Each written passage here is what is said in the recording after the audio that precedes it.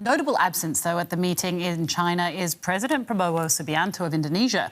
He cancelled his trip as Indonesia reels from the worst civil unrest in decades. At least 5 people have been killed in days of protests. He's warned that some actions by protesters are, quote, leaning towards treason and terrorism, and urged the army to take action. Scenes like these in Indonesia's capital, Jakarta, have been repeated across the country. Days of furious protests over a range of issues, including lawmakers' perks, have put the country's leaders under pressure.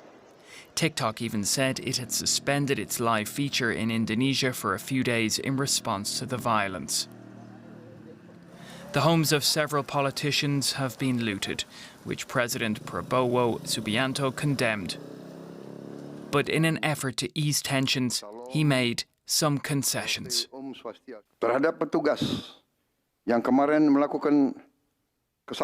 The leaders of the People's Representative Council have informed me that they will revoke some of their privileges.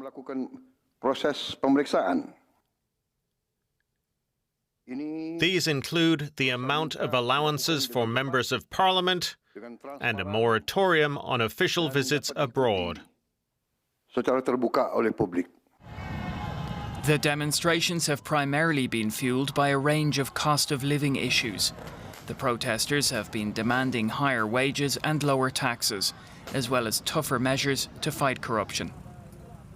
Adding fuel to the anger, a delivery driver was run over and killed by a police vehicle. A video of the incident has gone viral. President Subianto has ordered an investigation. For now, Indonesia's leaders have yet to offer the reforms demanded by protesters, with the country bracing for further demonstrations. Well, Tom Pepinsky is a professor of government and public policy at Cornell University and a non-resident senior fellow in the foreign policy program at the Brookings Institution. Tom, welcome. Indonesian lawmakers have now rolled back some of their financial benefits that sparked these protests in the first place. Is that likely to appease protesters? I think it'll make a bit of a difference, but it's not going to solve the long-standing problems that Indonesia is facing at the moment. Behind the concern is not just the perks that were awarded to the lawmakers, but also the slowing economic conditions and the unemployment rate, which is shooting up, especially for those in the younger sectors. So in your opinion, then, what should the president change at the government level to deal with these root causes that you talk about? Well, it's going to be very hard because he's made his signature programs all about expensive spending on things like free school lunches for all elementary school students and also starting a new sovereign wealth fund. These are his signature programs. This is what he campaigned on. This is what he has promised to implement. These are very, very expensive things. And so he faces a challenge of holding steady with his campaign promises amidst the fact that cutting spending for other programs is going to be unpopular. But campaign promises that got him elected, why have they become so unpopular, do you think? I think it's because it's clear that these campaign promises are expensive. Free school lunches for every Indonesian are a wonderful idea, but they require reallocating funding from other portions of the budget. And it's these reallocations of funds from other portions of the budget that are leading to some of the challenges that you're seeing. So things like mass layoffs and rising unemployment, those are the things to which ordinary Indonesians are likely to respond.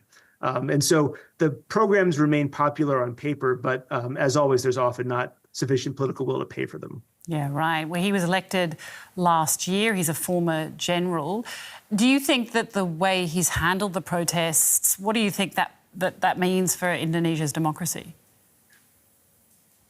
Well, Indonesia has a long history of protests and mass mobilization. It's been an electoral democracy for a little bit more than 2 decades. And so there's sufficient precedent for street mobilizations and protests of this form.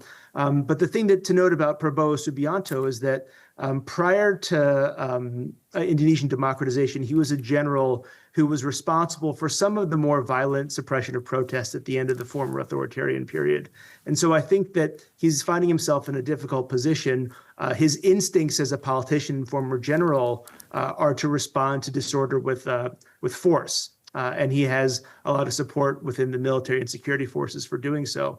On the other hand, the only way that he was able to rise to power was through a democratic election. And so he's finding this tension here very difficult to manage. What's your outlook on the protests? What do you think we can expect in Indonesia? Well, I think it's a waiting game at the moment. On the one hand, it's clear that there's a lot of anger, and I do not think that cutting the some of the perks that were awarded to parliamentarians is going to solve these problems. On the other hand, images of burning buildings and some of the looting that's happened and some of the attacks on local parliamentary buildings, that's going to be unpopular, and the media is going to be working hard to convey that some of these protests are viewed as disorderly. I think a lot's going to depend on how social media reacts. Whether or not TikTok remains a viable way to share information about what's happening is going to be very important. It could be that these protests slow down. It also could be that they're just getting started. All right, Tom Pepinsky, we'll have to leave it there. Thanks very much. Professor of Government and Public Policy at Cornell University. Thanks very much.